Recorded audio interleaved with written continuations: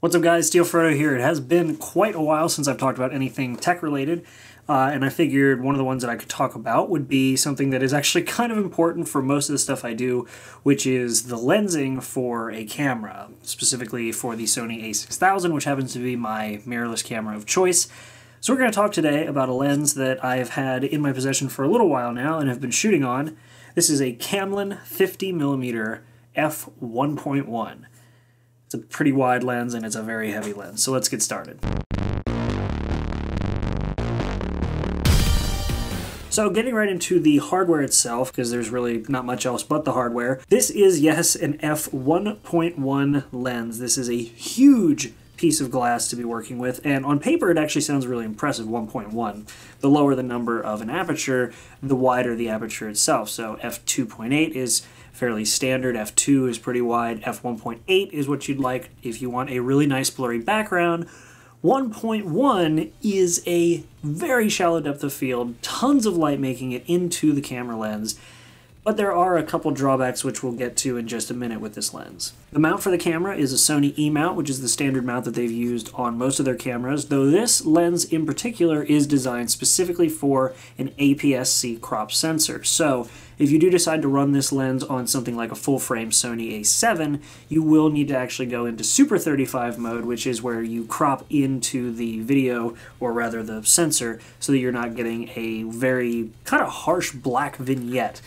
So you actually do need to keep in mind that this is designed for APS-C sensors. Not a problem for me because I'm shooting on only APS-C sensors for my cameras, but for anybody with deeper pockets or more expensive Sony cameras, you will have to keep that in mind. The build of the lens is actually really impressive. It's all metal and glass, save from the lens cap and the rear cover, which actually I lost the rear cover that it came with when I was shooting. It disappeared somewhere in one of my camera bags, so I'm just using a standard E-mount piece for it because I don't know where the original one came with. It was a much smaller one. It was kind of weird. A couple nice little things about the lens itself. The ring for the focus is very smooth. It was a little tight when I got it, but I've used it enough now that it has loosened up. It goes from 0.5 meters all the way out to infinity, and the aperture ring, which is actually something I really like as a videographer. It's a shame that this can't really be used for video. I'll talk about that in a minute. The aperture ring is actually completely declicked and extremely smooth. So when you actually spin the aperture ring, there is no click, click, click between the apertures. So you can go from 1.1 to 1.2 to 1.3, or you can go just barely out to f16, which is closer to f15 because you're not quite there. It's actually really nice, the fact that you can have such an infinite adjustment.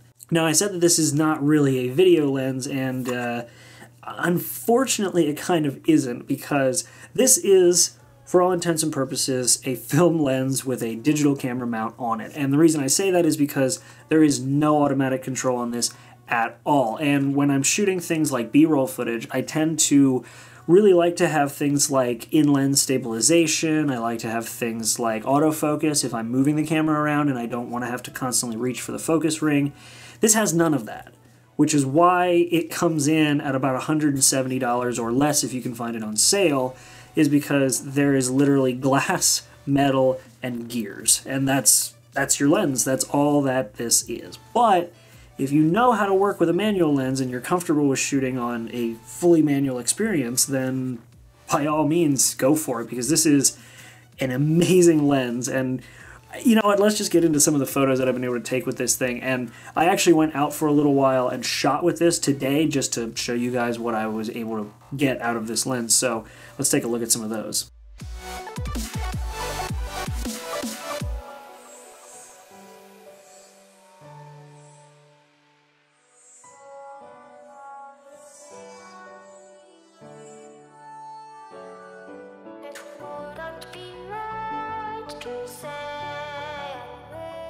Yeah, unfortunately in this downtown setting, it's definitely not the lens. You need a wide angle for something like this out here. And while this is a nice 50, it's definitely not for this kind of environment. So I'm going to just default back to the photos that I took on my vacation to show that off.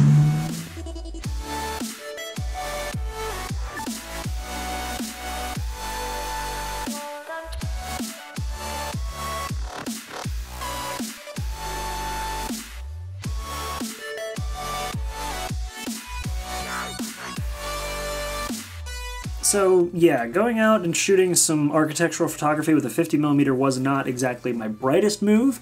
It does make it rather difficult to get some good shots.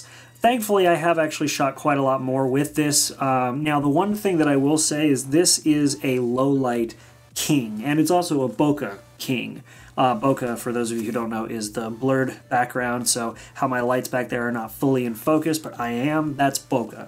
It's essentially just the blur behind the subject, caused by the depth of field, and when you open a lens up to f1.1, you have a very shallow depth of field. Take this picture of my girlfriend's cat, for example. This is a perfect example of a very shallow depth of field. You can see the cat is perfectly in focus from the eyes out to the nose, and you can see that the carpet on the little pedestal that he was on is starting to fall out of focus as soon as you get past the cat, and the background is just blown away.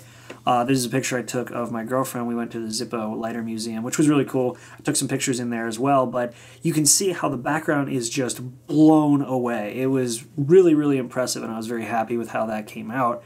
Though the original photo, this is what the original photo looked like. It's very, very overexposed, and I was able to pull a lot back because I shoot in RAW, but there's a lot of light coming into this lens, and there's only so much that your high shutter speeds and high or low ISO, there's only so much you can manage to pull out with those. Now indoors in the Zippo Lighter Museum that we went to, that is a perfect example. You can see how I can really open the lens up, get an extremely shallow depth of field. Everything just goes away except the one lighter there in the shot.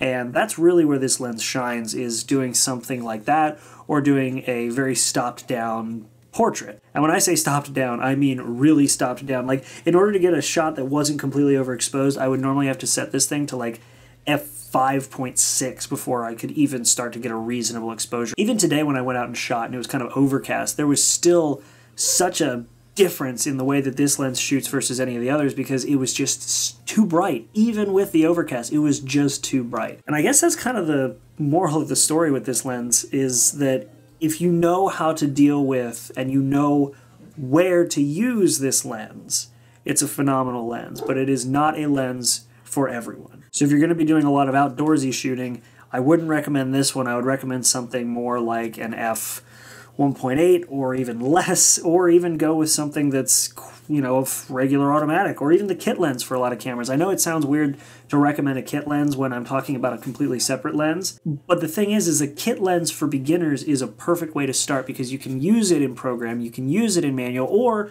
you can just use it in automatic and it will figure everything out for you. This is really only a lens for someone who knows exactly what they're looking for and how to get it with full manual settings on their camera. And for those of you out there, I highly recommend this lens.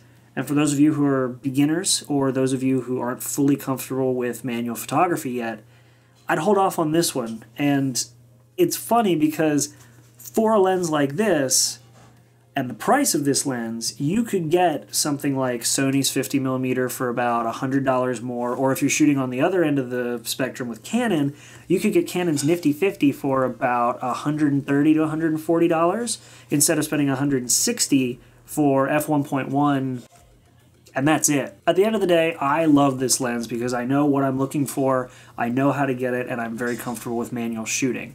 For those of you who aren't, again, I wouldn't recommend it, but I'm going to keep using it because I love this lens and it's probably going to stay in my camera bag for quite a while. Thank you guys for watching. I hope you enjoyed this video. I'm going to be trying to do more tech videos like this in the future. If you guys like this video, head on down, hit the like button, maybe subscribe if you're new here. I do reactions and reviews of other things like mostly anime. The tech thing is kind of my extra side project thing, but hope you guys enjoyed it. Leave a comment letting me know what y'all think about the video. Did you like it? Did you like the B-roll? Did you like the little vlog style bits in the middle?